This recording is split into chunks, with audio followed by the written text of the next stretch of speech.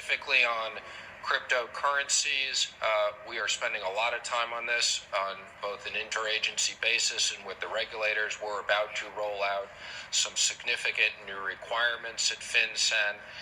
We want to make sure that technology moves forward, but on the other hand, we want to make sure that cryptocurrencies aren't used for the equivalent of old Swiss secret number bank accounts. So we share your concerns, and you'll be seeing a lot of work coming out very quickly. Let's talk about cryptocurrency, crypto assets, the whole crypto sphere. When exactly would you expect regulation in that area? How is the OCC viewing it? Can you update us on that? Yeah, absolutely. Well, my guess is the reason that people are asking that question is that we've already made our first statement on it just a few weeks ago when we issued an interpretive letter authorized the asset class for institutions to deal in it and trade it. The thesis we have for crypto at the OCC is fairly simple, and that is we think at this agency that we are in the middle of two macro trends that are not going away. One trend is the unbundling of traditional banking services, and I know we'll talk more about that a little bit later when we talk about charters. But the other macro trend out there is the trend toward decentralization, and that's really what crypto is all about. So when I say decentralization, what I'm really talking about is the idea that for most of the last 500 years, the role that banks played in any economy was they were the central ledger keepers between counterparties.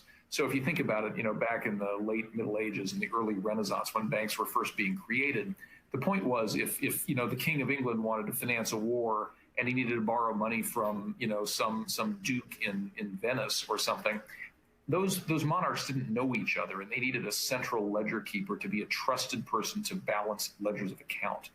And you had to have human beings doing that, right? So they would do that in book entry form, and there had to be a human being getting paid to do that work. But now we live in a world where computer networks can do that same work algorithmically without the need for an intermediary person. And the ability of somebody to do that by algorithm, algorithms don't commit fraud. They go up and do that work. All of those macro trends suggest to us that over time, many of the functions that banks currently charge a fee to, that means through which payments are done and other things occur. And networks are what underlie these crypto assets, right? Crypto assets are a byproduct of blockchain networks. So our basic view is if you believe there's a long-term trend toward decentralization of finance and crypto assets are the power for those networks, then we need to start thinking now about how do we make it safe for banks to participate in those networks so that banks remain relevant and so that we can maintain supervision of safety and soundness as the world decentralizes. And by the way, we don't think that's going to happen. China have already adopted frameworks for crypto and for blockchain technology in their banking systems. And so my view is we're a little bit late to this party. I want to make sure that we move fast enough to put a framework around that. So again, you've seen our first letter on crypto custody. Expect over the next weeks and months that you'll see some additional commentary on things like payment networks around blockchain, on things like stablecoins and the rules for reserve accounts backing stablecoin projects and other things.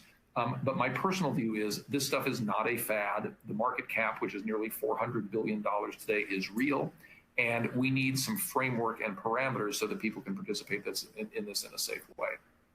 In that clip, Brian Brooks speaks about custody as far as with the banks and building around the framework. Of course, he's the attorney. Now, guys, we have to go back to the beginning. Remember, I always take you back to the beginning.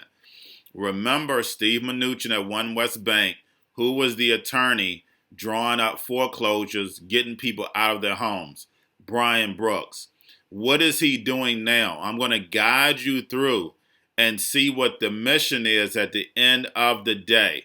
So basically, we know the large banks were already using a stable-like coin already.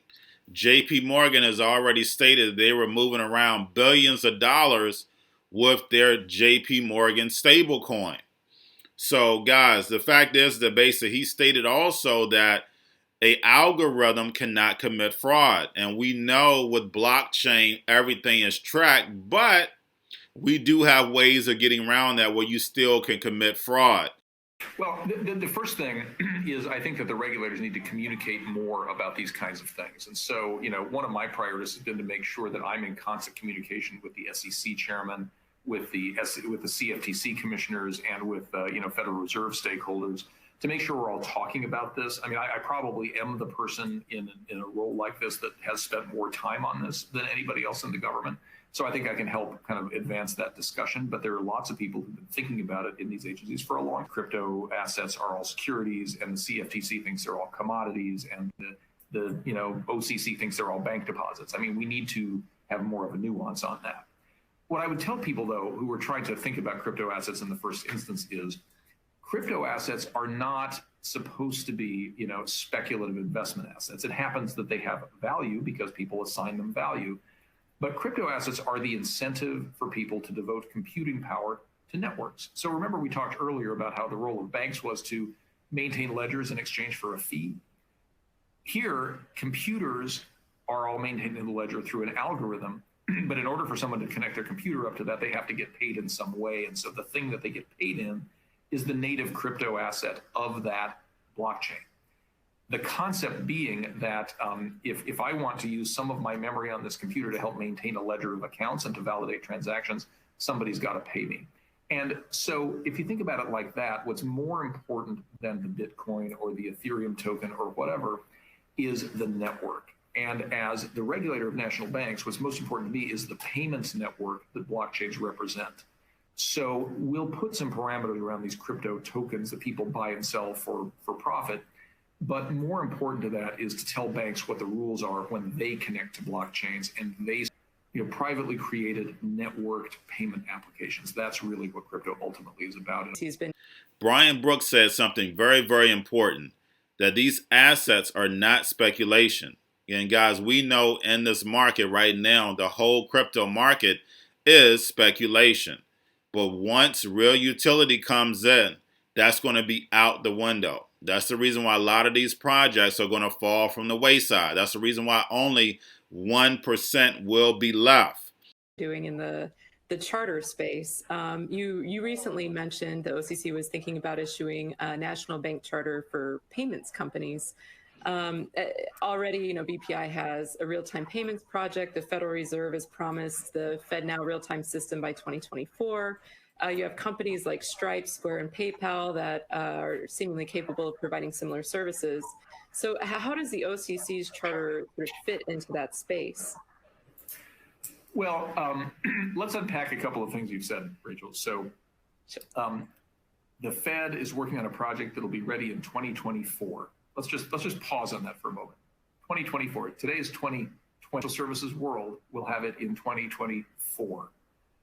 I think that's unacceptable from a competitive standpoint. The idea that we're going to allow Singapore, China, the UK, and the EU to leapfrog us in terms of faster payments, much the way that other countries got 5G telecommunications long before we're ever going to have that, should give us pause. It should really give us pause. And so the question I have is, when real-time payments technology is available today in the form of private blockchains that already exist and are transacting $350 or $400 billion. So, you mentioned some of these bank-owned payment networks, which are far from real time, which have chargeback risk, which have error rates and things like that in them. I just question whether those are good enough for the modern economy. I mean, there's a reason when Chairman Chris Giancarlo left the CFTC that what he chose to devote the rest of his career to was the digital dollar. And it was because of a belief he had that the United States is falling behind competitively in the building of the global financial infrastructure.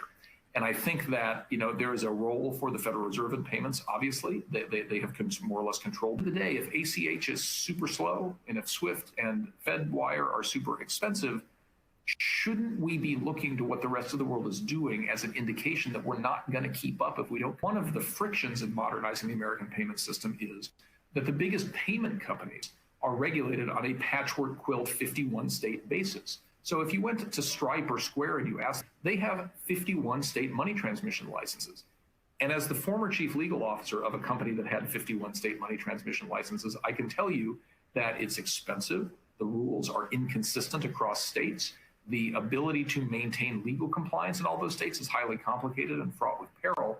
And I'm just asking myself, why would global businesses believe that the correct regulatory platform to operate is a patchwork quilt of different rules where Nebraska and New Hampshire see what you need to do differently?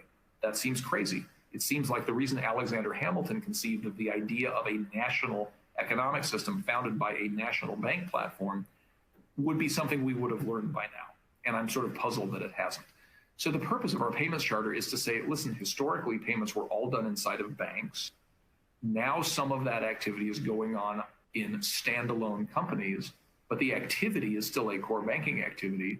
And if we allow our banks to operate nationally, I understand there's opposition. The states are suing us because the states are used to deriving revenue and controlling that turf. And that's fine.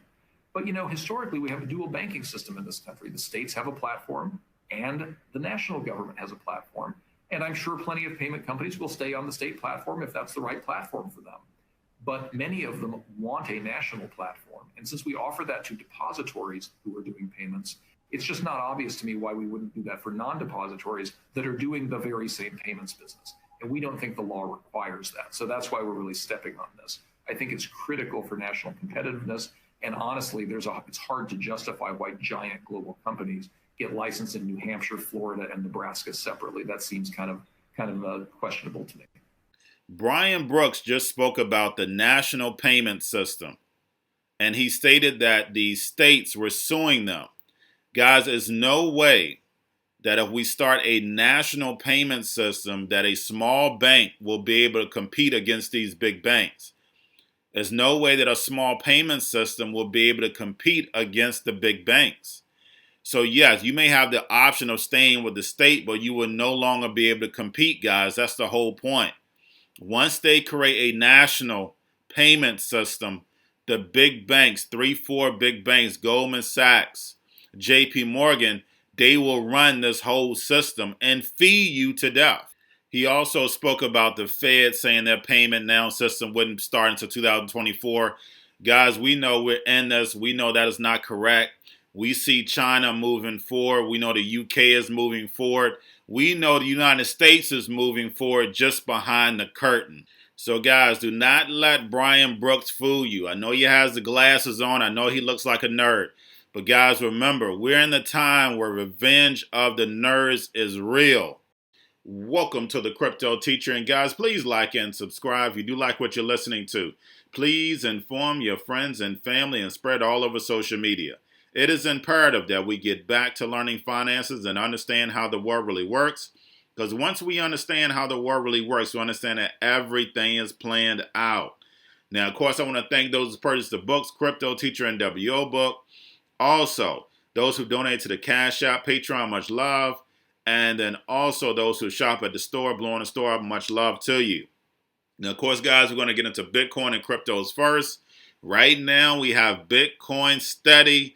We have XRP went down a little. We saw Bitcoin go down. When XRP went back up, Bitcoin went back up. So the fact is, guys, we know to stay focused on the indicators. XRP, stable coins, and volume. We saw volume dip yesterday to about 86. It went right back up to about 101, 102. So, guys, make sure we are focused on that. We know that we're going to take a dip, guys. Futures are here, and we know that CME contracts end Monday. Now, let's get over into crypto news, guys. We have big news. SEC advised no action letter authorizing crypto security tokens to trade on registered exchanges. So basically, guys, that gives investor protection.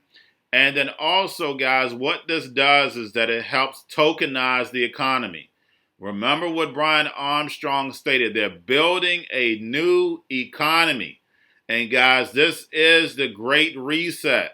Remember, Steve Mnuchin has stated that we're going to see regulation moving fast. What happens next? His buddy, Brian Brooks, comes into the OCC. And he advises that, hey, I've been working with the SEC, the CFTC, and the Federal Reserve because I've been working with Coinbase. I've been working in the crypto department this whole time. Now he gets moved over to OCC. Now we see regulation moving. And then what he's saying in the video, more regulation is going to come out in the weeks and months. So we're starting to see this bus, this train starting to move and pick up, guys. And this is big news. We know where this is headed. But like I stated, guys, make sure that you get yourselves in position So therefore, you can get yourself out when it's time. Because one thing big that he stated that I went over is that speculation is going to be out the window. That means that the casino is going to end and only the real utility tokens are going to be left. And we know with no regulation, there won't be any crypto adoption. That's plain and simple.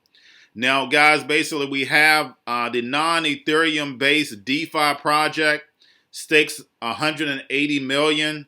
The lending platform on Ontology blockchain, which is called Wing. And then lastly, guys, we have Samsung new blockchain pilots tracking medicine. So guys, and also we had VeChain being, tracking medicine. So guys, we see this, like I said, this train moving forward. But that's all I have for you guys. Don't forget about the books, Cryptoteacher and WO book. Also, if you're new to cryptos, Coinbase, Bitrue, Binance, and then also your stocks. Don't forget about the stock channel, the Cryptoteacher stocks. Don't forget about that channel. You have your Kobo, your chip stocks, your banking, your gaming. Also, everybody sitting at home, don't forget about those stocks. The SERET, the biotech stocks, don't forget about those. And then while everybody's sitting at home getting free money or waiting on that free money, what are they doing? Drinking and smoking weed. Don't forget about those stocks, and y'all have a wonderful day.